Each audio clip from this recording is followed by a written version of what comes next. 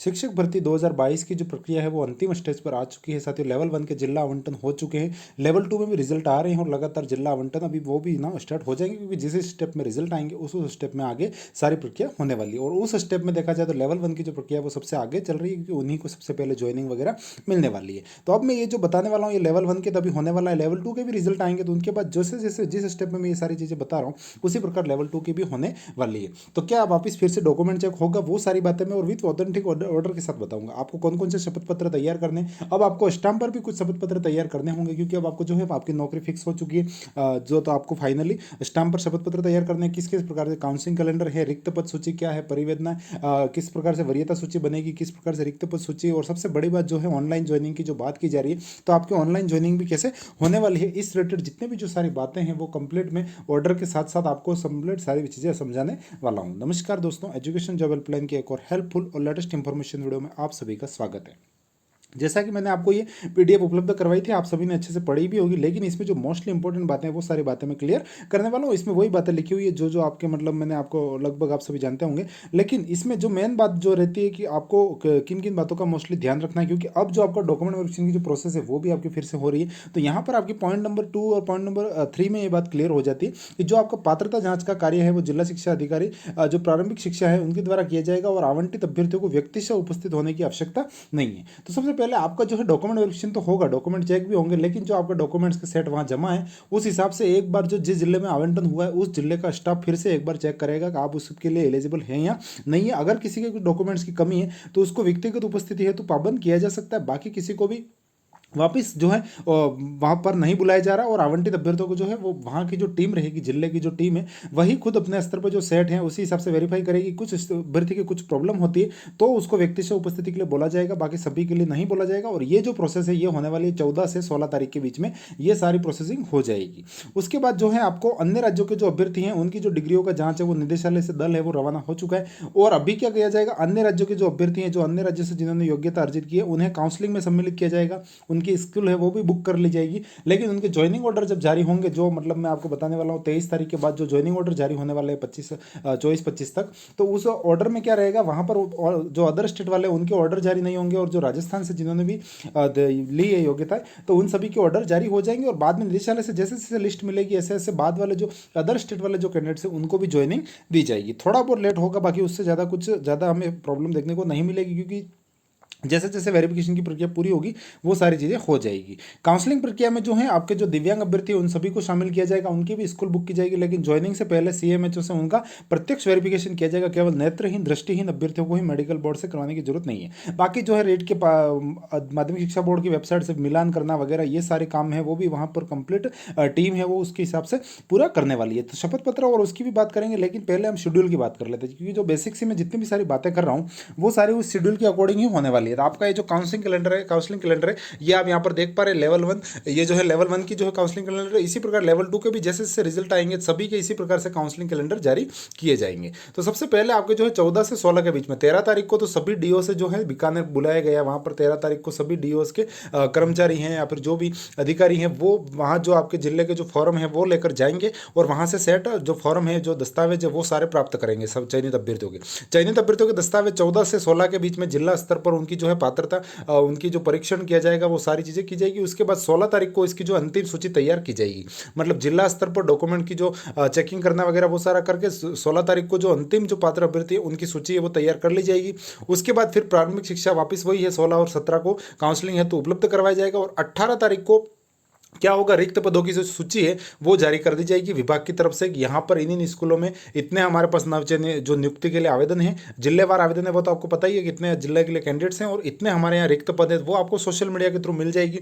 अपने टेलीग्राम से भी जुड़े हुए रहेगा सारी रिक्त पदों की सूचियाँ, वरीयता सूचियाँ, और जैसे भी जो भी ज्वाइनिंग ऑर्डर वगैरह जैसे जैसे जारी होते हैं मैं सारे टेलीग्राम चैनल पर आपको उपलब्ध करवाने का प्रयास मेरा रहेगा। उसके बाद फिर 18 तारीख को रिक्त पदों की सूची जारी हो जाएगी, जो अपलोड है वो हो जाएगा। उसके बाद 19 तारीख को आपका जो है रिक्त पद और अभ्यर्थियों की वरीयता सूची का प्रकाशन कर दिया जाएगा। वरीयता सूची वो रहेगी कि आप काउंसलिंग में कौन जाएगा। सबसे पहले दिव्यांग परित्यक्य जो दिव्यांग अभ्यर्थी वो जाएंगे, उसके बाद विधवा, परित्यक्ता, एकल, तलाकशुदा, फिर भूतपूर्व सैनिक, उस प्रकार से वहाँ पर स्टेप्स बने हुए हैं, उस हिसाब से वहाँ पर आपको वरीयता के हिसाब से लिया जाएगा। सबसे पहले महिलाएं जाएगी, फिर सभी पुरुष अभ्यर्थियों का नंबर आएगा, तो वो आपका वरीयता सूची है उनका प्रकाशन किया जाएगा, तो वो 19/9/2023 को उस सूची का प्रकाशन हो जाएगा और 20 से 22 के बीच में आपकी जो है काउंसलिंग प्रक्रिया चलने वाली है। विद्यालयों का विकल्प मतलब आपके जो रिक्त पदों की सूची आएगी उसमें से आपका जिस कैंडिडेट का नंबर पहले आ रहा है वो वहाँ जाएगा, वहाँ जाकर और उस स्कूल को चूज करेगा। जो पहले जा रहा है उसको पूरी की पूरी स्कूल मिलेगी। मान लो 100 स्कूल है तो वहाँ पर 110 स्कूल के ऑप्शन शो हो रहे हैं। तो अब जो अभ्यर्थी पहले वहाँ जिसका नंबर आ गया काउंसलिंग में, मान लो कोई दिव्यांग अभ्यर्थी सबसे फर्स्ट में जा रहा है तो उसको 110 स्कूल में से स्कूल चूज करने का मौका मिल रहा है। तो स्वाभाविक सी बात है वो अपने घर के पास में या फिर जो अपने अनुकूल स्थिति है उस हिसाब से ले सकता है।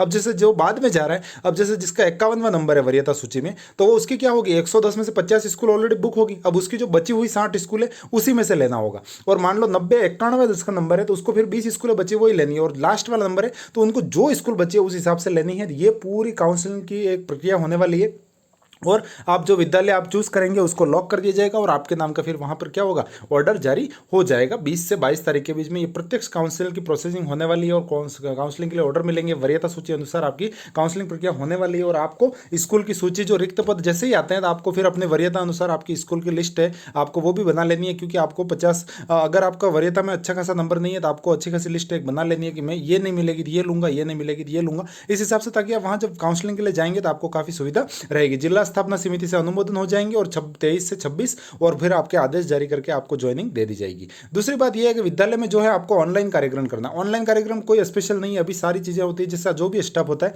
स्कूल में सभी की ऑनलाइन अटेंडेंस भरी जाती है। तो आपको जैसे ही ऑनलाइन जो आपके जो आदेश है वो जो मतलब आपको मैपिंग कर ली जाती है। सबसे पहले जिस स्कूल जो स्कूल आपको आवंटित होती है वहां पर आपका नाम रिकमेंडेशन कर देते हैं। जैसे आप इंटर्नशिप के लिए गए थे, इंटर्नशिप में क्या हुआ था, आपकी ऑनलाइन ज्वाइनिंग होती है, ऑनलाइन कार्य मुक्ति होती है, वो एक प्रपत्र लेटर ही तो निकलता है शाला दर्पण से। तो वही चीज इसमें होने वाली है कि आपको ऑनलाइन कार्यक्रम, तो वो एक विद्यालय स्तर का काम है। जैसे आप जैसे ज्वाइनिंग के लिए जाते हैं वहां पर आपको रजिस्टर में साइन करवा के आपकी ज्वाइनिंग करवाई जाएगी। पुलिस वेरिफिकेशन है आपका, हेल्थ सर्टिफिकेट वो लेकर फिर आपके डॉक्यूमेंट वगैरह नॉर्मली ब्रीफली देख के वापस और उनको ज्वाइनिंग करवा देंगे। उसके बाद फिर आपके ऑनलाइन ज्वाइनिंग का काम वो स्कूल लॉगिन के आईडी से हो जाएगा। उसके लिए आपको कुछ भी अलग से करने की जरूरत नहीं, आपको केवल केवल वहां जाकर ज्वाइनिंग की लेने की बात करनी है। पुलिस वेरिफिकेशन हेल्थ सर्टिफिकेट के लिए भी मैं एक आपको ऑथेंटिक जो आदेश है जो पहले से निदेशालय का वो भी मैं आपको बताने वाला हूँ। पहले हम बात कर लेते हैं कि आपके जो है डीवी, अब जैसे डीवी तो कोई होने, डीवी तो इसमें क्या रहेगा, आपको जो मूल दस्तावेज है वो सारे आपको लेकर काउंसलिंग में शामिल होना है। लेकिन जो मूल दस्तावेज जो आपने पहले डीवी करवाए थे उस अकॉर्डिंग, लेकिन यहां पर आपको और डॉक्यूमेंट्स है वो क्या क्या तैयार करने हैं। तो सबसे पहले तो आपको क्या करना है, जिला पुलिस अधीक्षक द्वारा जारी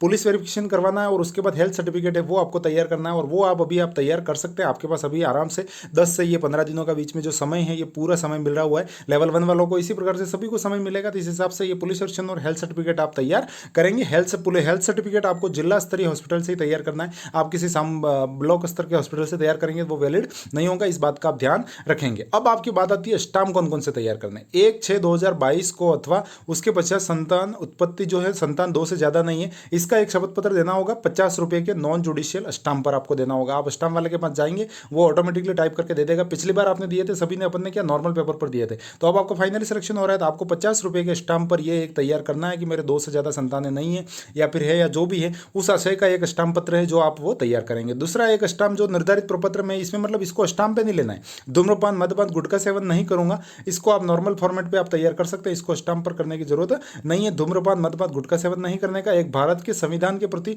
निष्ठा, राष्ट्र की प्रभुता, ईमानदारी, निष्पक्षता, उसके लिए भी एक शपथ पत्र आपको तैयार करना होगा। एक दहेज नहीं लिए जाने का स्व घोषणा पत्र भी आपको तैयार करना होगा। तो 3 तो ये घोषणा पत्र नॉर्मल पेपर पर हो गए, और एक जो 50 रुपए वाला संतान वाला और एक 50 रुपए के स्टाम्प पर ही ये फिर आपको 50 रुपए के स्टाम्प पर शैक्षिक प्रशासनिक योग्यता मान्यता वैध एवं मान्यता के संबंध में एक और स्टाम्प तैयार करना है। तो 2 तो आपको स्टाम्प तैयार करने हैं और 3 बाकी नॉर्मल फॉर्मेट की इसमें बात लिखी गई है। बाकी अगर आप वहां जाते हैं तो आपके डिस्ट्रिक्ट में कुछ कहते हैं कि सभी स्टाम्प पर ले हो तो सभी ले जाना, ऐसा कोई प्रॉब्लम, ज़्यादा लोड नहीं लेना किसी बात का। जो सामने बैठा है जो चीज़ आपको बताई जा रही है कि आप ये कर दो, क्योंकि ये जो प्रोसेसिंग है हर जिलों में अलग अलग रहने वाली है। आप देखना किसी जिले में कहाँ क्या सिस्टम हो रहा है, किसी जिले में 2 चरित्र भी वापस फिर से मांगे जाएंगे फर्स्ट ग्रेड वाले, और कहीं कहीं नहीं भी मांगे जाएंगे, क्योंकि पहले जो आपने चरित्र दिए वो तो आपके लगे हुए हैं उस सेट में, तो कोई कोई नहीं भी मांगेंगे, ऐसा कोई जरूरी थोड़ी है वो मांगेंगे। लेकिन वो सारी चीजें जहां पर जो आपके डिस्ट्रिक्ट में जो प्रोसेसिंग करवाई जा रही है वो आपको कर लेनी है। अब ये स्टाम्प वगैरह तैयार करना कोई बड़ी बात नहीं, आपके जिले में जो वकील वगैरह बैठते हैं, कोर्ट वगैरह होती है, वहां जाओ, आप एक मुश्किल से 15 से 10 मिनट आधे घंटे का काम है, मोस्टली इससे ज्यादा का काम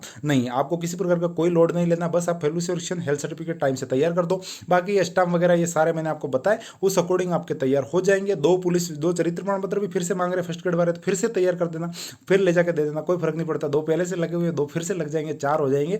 बिल्कुल ही अब आप सरकारी सेवा में आने वाले हो, बिल्कुल ही दिमाग से फ्री माइंड रहा करो। यहाँ पर चीज़ें सारी जो होता है, जो सामने सीट पर बैठा होता बंदा, उसकी जो डिमांडिंग है उस अकॉर्डिंग पूर्ति कर लिया करो, ज़्यादा लोड नहीं लेना। कई प्रकार के वेरिएशन देखने को मिलेंगे, कई प्रकार की अलग अलग बातें सुनने को मिलेगी, लेकिन आप जहाँ जा रहे हो, जहाँ पर जो कह रहे हैं उसकी खानापूर्ति कर लो, और इसी हिसाब से ये जो कैलेंडर है उसके हिसाब से आपको ज्वाइनिंग मिल जाएगी। लेवल 1 वालों की ज्वाइनिंग पक्की बात है 26 के बाद, और जैसे 23 के बाद आपके ऑर्डर आ जाएंगे, किसी के 23 को आएंगे, किसी के 24, 25, अलग अलग डिस्ट्रिक्ट के अलग अलग जिस प्रकार पे जिला स्तर पर अनुमोदन होता है, आपके ऑर्डर जारी हो जाएंगे, और आपको फिर वहां पर स्कूल है वो ज्वाइन करने का टाइम मिल जाएगा 10 से 15 दिन, उसमें जाकर आपको अपने स्कूल है उसको ज्वाइन कर लेना है। अब आपको शिक्षक भर्ती संबंधी जो मतलब वरीयता सूची, रिक्त पद, बहुत सारी सूचियाँ कहाँ मिलेगी, तो आपको अपना education job helpline Telegram channel है, उसको आप सर्च भी कर सकते हैं, या फिर मैं डिस्क्रिप्शन में लिंक दे दूंगा, तो इस चैनल पर जाकर आप सीधा ज्वाइन कर सकते हो। यहाँ पर सारी चीज़ें मैं कंप्लीट मैं खुद ही मैसेज करके या फिर ऑडियो के माध्यम से भी मैं टाइम टाइम पे बताता रहता हूँ कि आपको किस प्रकार से क्या क्या चीज़ें करनी है, तो आपको जरूर इसको ज्वाइन कर लेना चाहिए। जैसे मैंने पुलिस स्टेशन हेल्थ सर्टिफिकेट को लेकर पहले ही कह दिया था कि जिला आवंटन लिस्ट आने वाली है, तो आप अपने जो थाने में जाइए, वहाँ पर आपको अप्लाई कर देना है, और वहाँ जाकर आप अपनी प्रोसेसिंग है उसको करवा दीजिए, क्योंकि जो जिला आवंटन के बाद का ये जो पूरा निदेशालय का ऑर्डर था, तो इस अकॉर्डिंग आप कर सकते हैं। बाकी कहीं कहीं पहले के पुलिस स्टेशन है वो भी चला लिए जाएंगे। मैं वही बात कर रहा हूँ, हर जगह अलग अलग चीज़ें देखने को मिलेगी, ज़्यादा लोड नहीं लेना। आपके वहाँ जो बात कही जा रही है उस अकॉर्डिंग आप पूर्ति कर लीजिए। पुलिस स्टेशन बना लिया है तो अच्छी बात है, नहीं बनाया तो अभी अप्लाई करके तैयार कर दो। हेल्थ सर्टिफिकेट भी आपको तैयार करवा लेना है। अब आपके नेक्स्ट 5-6 दिन 7-8 दिनों में वो भी सारी चीज़ें आप प्रोसेसिंग पूरी करो, और वो आपको ज्वाइनिंग के लिए बहुत बहुत शुभकामनाएं। सारी चीज़ें बेहतरीन ढंग से हो जाएगी, अब कोई प्रॉब्लम नहीं, आप बिल्कुल अंतिम स्टेज में आ चुके हो और आप बहुत जल्द स्कूल में होंगे, ये मेरी तरफ से शुभकामनाएं। बाकी education job helpline YouTube channel है, उसको सब्सक्राइब कर लीजिएगा, चाहे 2 डिग्रीज के मामले हो, चाहे आप कर्मचारी बन जाते हो उसके बाद के भी जो मामले हो, वो सारी चीज़ें मैं लगातार टाइम टू टाइम यहाँ पर शेयर करता हूँ। तो यूट्यूब चैनल है उसको सब्सक्राइब कर लीजिएगा, टेलीग्राम चैनल ज्वाइन कर लीजिएगा साथियों। मिलेंगे और किसी नई अपडेट के साथ, तब तक के लिए जय हिंद, वंदे मातरम।